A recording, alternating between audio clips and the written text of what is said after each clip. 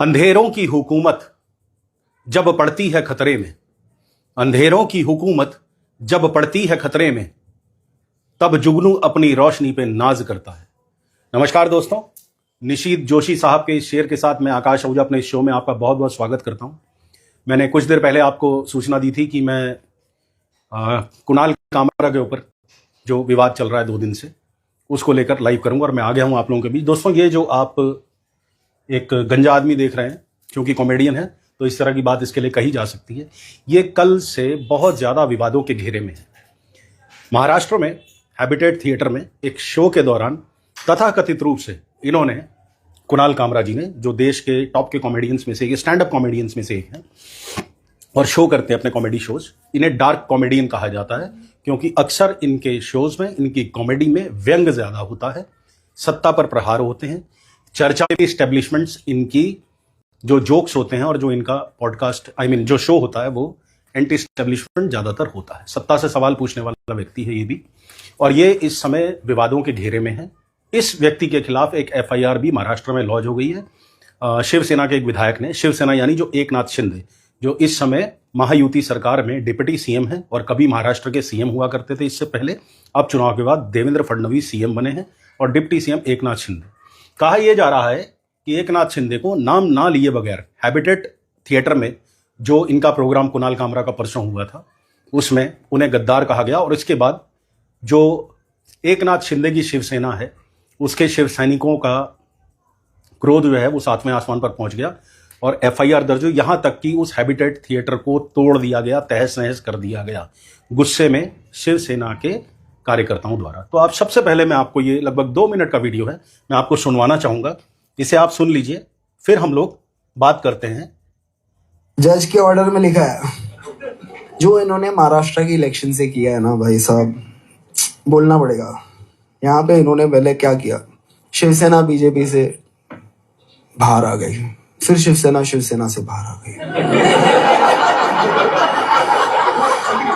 NCP से बाहर आ गई, एक वोटर को 9 बटन दे दिए, सब कंफ्यूज हो गए। चालू एक जन ने किया था, वो मुंबई में एक बहुत बढ़िया डिस्ट्रिक्ट है थाने, वहां से आते हैं। रिक्शा, चेहरे पे दाढ़ी, आंखों में चश्मा, हाय थाने की रिक्शा, चेहरे पे दाढ़ी, आंखों में चश्मा, हाय एक झलक दिखलाए कभी गुवाहाटी में छुप जाए, मेरी नजर से तुम देखो गद्दार नजर वो आए। दोस्तों, इसी पर सबसे ज्यादा आपत्ति आई है कि मेरी नजर से तुम देखो गद्दार नजर वो आए। शिव सैनिकों का यह कहना है कि उनके नेता डिप्टी CM एकनाथ शिंदे को टारगेट करके ये बात कही गई है, लेकिन मैं आपको चाहूंगा इसे आप थोड़ा सा देख लें, 2 मिनट का है, थोड़ा और बचा है। चेहरे पे दाढ़ी, आंखों पे चश्मा, हाय मंत्री नहीं वो दल बदलू है, और कहा क्या जाए, जिस थाली में खाए उसमें ही वो छेद कर जाए, मंत्रालय से ज्यादा फडणवीस की गोदी में मिल जाए, तीर कमान मिला है इसको बाप मेरा ये चाहे। यहाँ पर तीर कमान से इनका संदर्भ है कि शिवसेना का जो ऑथोराइज चिन्ह था वो उन्हें मिल गया, क्योंकि उद्धव ठाकरे को उनके पिता की शिवसेना यानी बाला साहब ठाकरे की शिवसेना का हक नहीं मिल पाया था। और ये जो बाप चाहे वाली बात कर रहे हैं कि उद्धव ठाकरे के पिता यानी बाला साहब ठाकरे के ऊपर भी एकनाथ शिंदे, हालांकि उन्होंने नाम नहीं लिया, लेकिन सबको समझ में आ रहा है, मुझे भी, आपको भी, और ये जो दर्शक देख रहे हैं, और इसके अलावा शिव सैनिकों को भी, कि एकनाथ शिंदे की बात हो रही है। थाने की रिक्शा, चेहरे पे दाढ़ी, आंखों पे चश्मा, हाय सोचो ना, मतलब ये पॉलिटिक्स है इनकी। परिवारवाद खत्म करना था, किसी का बाप चुरा लिया मैं क्या रिप्लाई होगा भाई? मैं मिलूं कल तेंदुलकर के बेटे को, बोलूं कि आजा भाई लंच पे मिलते हैं, आधा घंटा तेंदुलकर की तारीफ करो और बोलो कि देख आज से पर वो मेरा बाप है, तू ढूंढ ले कोई ऑन द वे। देखिए दोस्तों, ये डार्क कॉमेडी है और इस तरह की कॉमेडी देश में होती रही है, चेंजेस आते गए हैं। पहले कवि थे, शायर थे, वो इस तरह की मजाक करा करते थे। बहुत बड़ा इतिहास है कार्टून के जरिए, पुराने जमाने के मुझे कार्टूनिस्ट आज भी याद हैं जो आइकॉन्स हैं अपनी फील्ड में, चाहे आर के लक्ष्मण हो, चाहे शिवाजी धार हो, और इसके अलावा भी बहुत कार्टूनिस्ट जो अपनी बिहार की कमियां उजागर करते थे। अब चूंकि 21वीं शताब्दी में चीजें बदल गई हैं, लेकिन साथ ही यह देखने को मिल रहा है कि लोगों का जो पेशेंस का लेवल है वो बहुत घट गया है। मैं आपको एक चीज यहां पर पढ़ाना चाहूंगा, थोड़ा इसको जरा क्लोजअप करके दिखा दीजिए।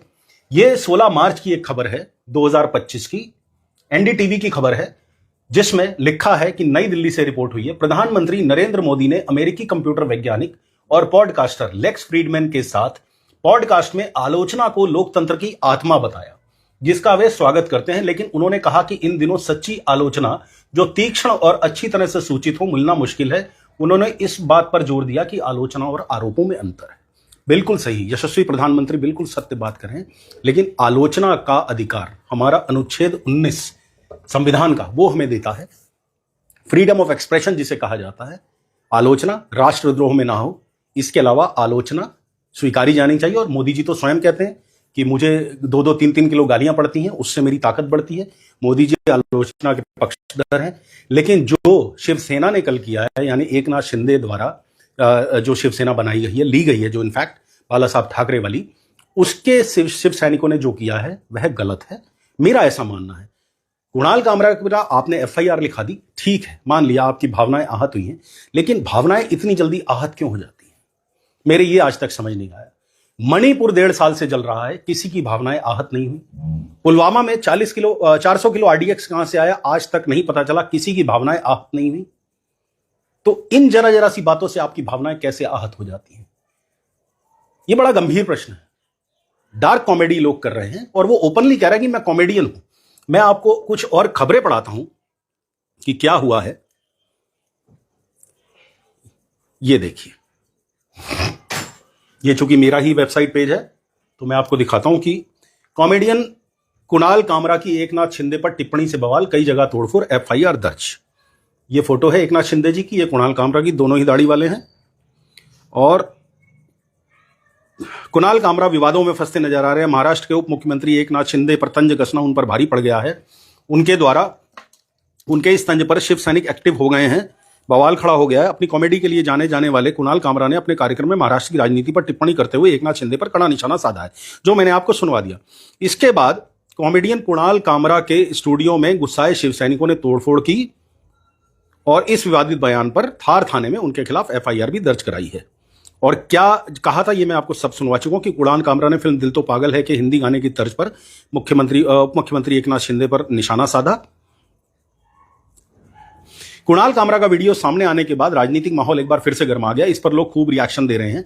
शिवसेना सांसद मिलिंद देवड़ा ने एक्स अकाउंट पर पोस्ट शेयर कर लिखा कि एकनाथ शिंदे का मजाक उड़ाया गया है। उन्होंने उनकी तारीफ करते हुए कहा कि वो एक ऐसे नेता हैं जो खुद के दम पर ऑटो चालक से लेकर भारत के दूसरे सबसे बड़े राज्य का सीएम बने।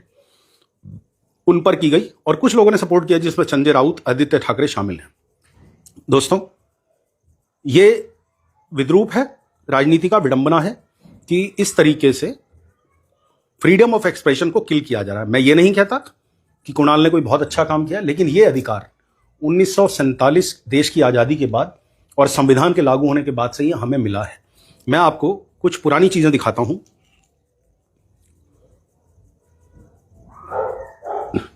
ये देखिए, अब मैं आपको एक जागरण की न्यूज पढ़ा रहा हूं जिसमें विवादित बयानों की बात की गई है।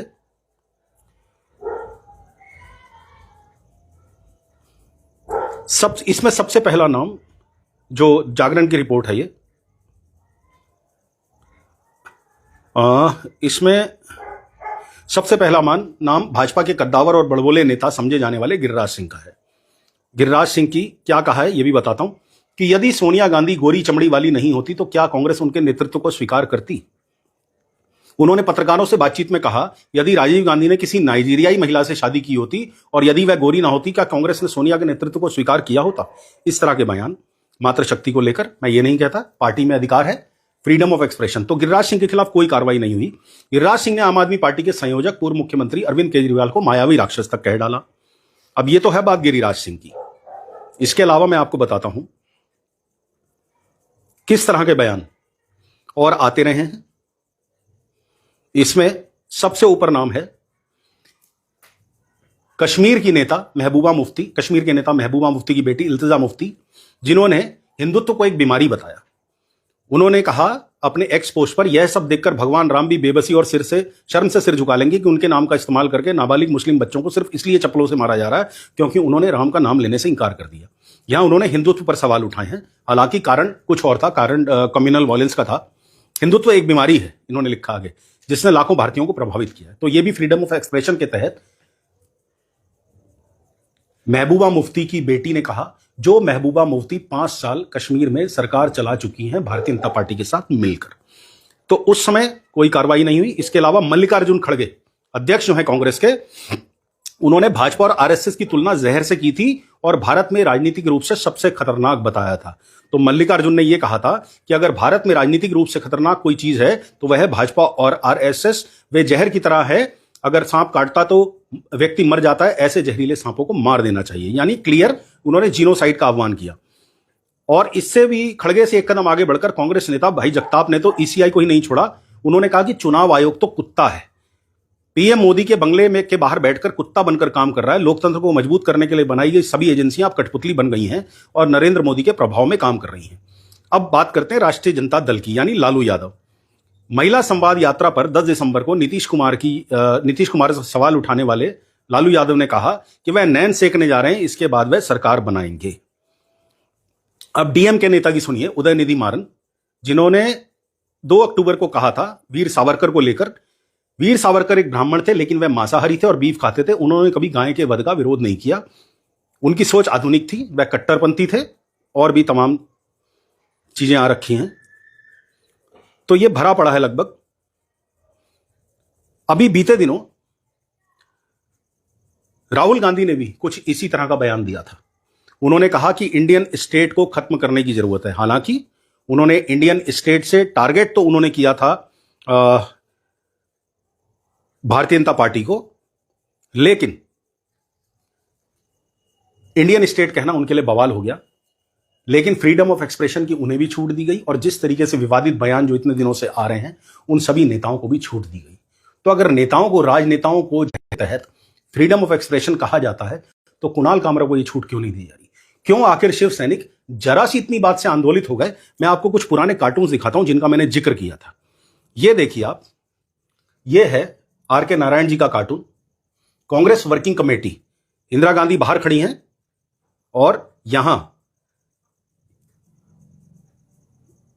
ये अपने, एक मिनट, इसका डिस्क्रिप्शन भी मैं आपको देता हूं। The prime minister is not a member of the new Congress working committee but according to Congress president Indira Gandhi he will attend meetings by special invitation. अब देखिए, यह चौधरी चरण सिंह की तस्वीर है जो दिखाया जा रहा है कि वो किस तरीके से इंदिरा गांधी के प्रभाव में है, लेकिन कोई एक्शन नहीं हुआ। हालांकि इंदिरा गांधी अपवाद रही है, उन्होंने इमरजेंसी इस देश में लागू करी थी। आर.के. लक्ष्मण का ही एक और कार्टून देखिए। Of course you are not spreading rumours. मैं मानता हूं, ये पुलिस वाला इस कॉमन आदमी के हाथ रखकर कह रहा है कंधे पर कि मैं मानता हूं कि तुम अफवाह नहीं फैला रहे थे, लेकिन तुम पर जो दोष है, जो आरोप है, वो है सच बोलने का। तो देखिए, दिसंबर 26, 1962 यानी नेहरू के समय का कार्टून है। तो अभिव्यक्ति की स्वतंत्रता लगातार चली आ रही है और नेहरू जी ने इसके बाद ना सिर्फ आर.के. लक्ष्मण बल्कि शिवाजी धार को भी यह कहा था कि मुझे बख्शना मत। आप गूगल पर जाइए और चेक कर सकते हैं कि शिवाजी धार को नेहरू ने क्या कहा था। उन्होंने भी कमोबेश हमारे प्रधानमंत्री मोदी जी की तरह कहा था कि आलोचना हमें अच्छी लगती है। अब ये देखिए, ये और कार्टून है। इसमें ये गुलजारी लाल नंदा जी हैं कि प्रेसिडेंट किस तरीके से इंदिरा गांधी के आदेशों पर साइन करते हैं। ये दिखाया गया कि प्रेसिडेंट कठपुतली थे और ये भी गुलजारी लाल नंदा, यानी कब का होगा, आज से 50 साल पहले का कार्टून। भारतीय संविधान के अनुच्छेद 19(1)(a) के अनुसार सभी नागरिकों को वाक और अभिव्यक्ति की स्वतंत्रता का अधिकार है, लेकिन उस पर कुछ उचित प्रतिबंध भी लगाए जा सकते हैं। प्रतिबंध में राजद्रोह, मानहानि, सार्वजनिक व्यवस्था को खतरा या नैतिकता के विरुद्ध चीजें, जैसे अभी इंडिया गॉट लेटेंट शो में हुआ था। तो दोस्तों, ये मैंने आपको दिखाया किस तरीके से इन लोगों ने विवादित बयान दिए हैं, लेकिन आज तक इनके खिलाफ कोई कार्रवाई नहीं हुई। लेकिन कॉमेडी करता हूं और साथ ही ये कहता कि मैं एंटी स्टेब्लिशमेंट सवाल करता हूं। तो अगर आप इस तरीके की हरकत उसके साथ करेंगे तो देश के कवि जो जीते ही व्यंग पर हैं, जो जीते ही सत्ता के प्रतिष्ठान से सवाल करने पर हैं, जो शायर सत्ता के खिलाफ लिखते हैं, या मुझ जैसे जो पत्रकार हैं छोटे से, बित्ते भर बराबर वो जो सत्ता से सवाल करते हैं वो आखिर कहां जाएंगे? क्या इस तरीके से मारपीट, हम किस तरफ जा रहे हैं? मैंने आपको मल्लिकार्जुन खड़गे का बयान दिखाया, मैंने डीएमके नेता का दिखाया, मैंने महबूबा मुफ्ती की बेटी का दिखाया, मैंने कांग्रेस के और नेताओं का दिखाया, लेकिन इस बीच मुझे याद आते हैं कुछ और बयान भी, जैसे 50 करोड़ की गर्लफ्रेंड। शशि थरूर की पत्नी के लिए, जो अब इस दुनिया में नहीं है, उनके लिए हमारे प्रधानमंत्री नरेंद्र मोदी ने 50 करोड़ की गर्लफ्रेंड जैसा शब्द इस्तेमाल किया। उसके बाद सोनिया गांधी को जर्सी गाय की उपमा दी गई भाजपा की तरफ से। उसके बाद बंगाल में प्रधानमंत्री नरेंद्र मोदी ने खुले तौर पर यह स्वीकारा और बोला, ममता बनर्जी को संबोधित करते हुए, दीदी ओ दीदी, और तमाम तरह की बातें की गई। एक मुझे मोदी जी का वीडियो नहीं अभी मैं लगा पाया, गलती हो गई मेरे से, मैं लगा सकता था, कोशिश करता हूं अभी लगा लूं, जिसमें मोदी जी ये कह रहे हैं कि इस देश में पैदा होने वाले सोचते थे कि अरे कहां पैदा हो गए, उन्हें दुख होता था। यह भी कोई जगह है? मैं वीडियो अभी डालूंगा, अगर या तो अभी दिखा सकूंगा तो अभी दिखा दूंगा, नहीं तो कमेंट सेक्शन में डाल दूंगा, आप उसे देख लीजिएगा। तो अभिव्यक्ति की स्वतंत्रता है। अगर मोदी जी ये बात हर भारतीय के लिए कह सकते हैं कि इस देश में पैदा होने में शर्म आती थी, इस देश में पैदा होने पर यह सोचते थे कि कहां पैदा हो गए, अरे कौन सा पाप किया था, तो फिर अभिव्यक्ति की आजादी लास्ट मैन को भी मिलनी चाहिए, लास्ट पर्सन को भी मिलनी चाहिए। अगर आपकी भावनाएं सिर्फ एकनाथ शिंदे का नाम लिए बगैर इतना सा गद्दार कहने पर, और सबसे बड़ी बात, आज कुणाल कामरा ने इस पर अपनी बयान दिया है, उसने ये कहा है कि अजीत पवार जो एनसीपी टूटने के बाद, भाजपा को समर्थन देने के बाद महाराष्ट्र के आज की तारीख में उप मुख्यमंत्री हैं फडणवीस गवर्नमेंट में, उन्होंने ही ये बात एकनाथ शिंदे के लिए कही थी, उन्हें गद्दार कहा था जब वो अपने चाचा शरद पवार के साथ थे, यानी कि जब वो इंडी गठबंधन में थे। लेकिन जब वो पहुंचे बीजेपी के पास तो ऑब्वियस सी बात है, वॉशिंग मशीन में सब कुछ साफ हो गया, उनका बयान भी साफ हो गया। लेकिन वही बयान अगर कुणाल कामरा ने गाने के रूप में दे दिया तो लोगों की भावनाएं आहत हो गई। तुम्हारी भावनाएं तब कहां गई? जैसा मैंने पहले सवाल पूछा, जब मणिपुर में 1.5 साल से हिंसा हो रही है, तब तुम्हारी भावनाएं आहत नहीं हुई? तब कहां चला गया तुम्हारे अंदर का इंसान जो आहत होता है? जहां हमारे देश की ही महिलाओं को नंगा किया गया, उनका बलात्कार किया गया, उनके शरीर के हिस्सों को काटा गया, कहां चला गया तुम्हारा जमीर, जो तुम ये प्रश्न नहीं कर सकते कि 300 या 400 किलो आरडीएक्स जो पुलवामा में आया था, जिसमें हमारे 40 जवान शहीद हुए थे, वो कहां चले गए, कैसे मर गए, वो कहां से आया? वो डीएसपी कहां चला गया? मुझे नाम भूल रहा है उसका, सुखदेव सिंह शायद था, वो डीएसपी कहां गायब है, जिस पर आरोप लगा था कि उसने आतंकवादियों का सपोर्ट किया? तो ऐसी 85 और तमाम हजारों बातें हैं जिन पर प्रश्न चिन्ह उठाए जा सकते हैं, लेकिन आपको केवल वही चीज बुरी लगती है जो आप पर प्रहार की जाती है। मेरा भी ये पॉडकास्ट बहुत लोगों को आज बुरा लगेगा, मैं जानता हूं, क्योंकि मैं सत्ता से सवाल पूछ रहा हूं। एक शेर मैंने कल भी पढ़ा था, दोबारा पढ़ता हूं, माफ कीजिएगा, एक फोन मेरा आ रहा है, मैं इसे ऑफलाइन मोड पे कर देता हूं, क्षमा चाहूंगा, 10 सेकंड की बात है।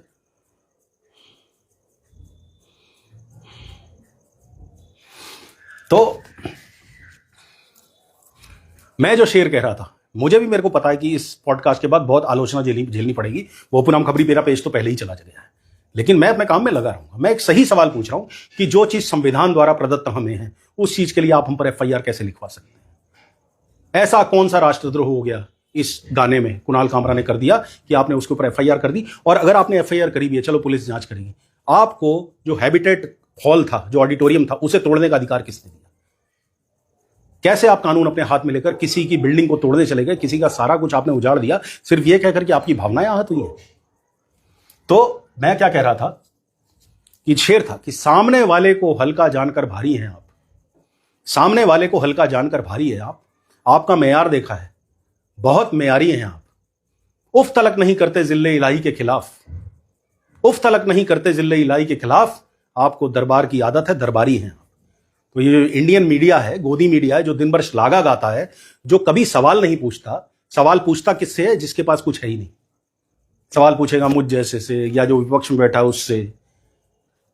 अरे अगर इस देश में कुछ हो रहा है, इन्फिल्ट्रेशन हो रहा है, अगर कहीं टेरर हो रहा है, कहीं कुछ गलत हो रहा है, अपराध की आ रही है, महिला सुरक्षा की बात आ रही है, तो सवाल जो सत्ता में बैठा है उससे किया जाएगा।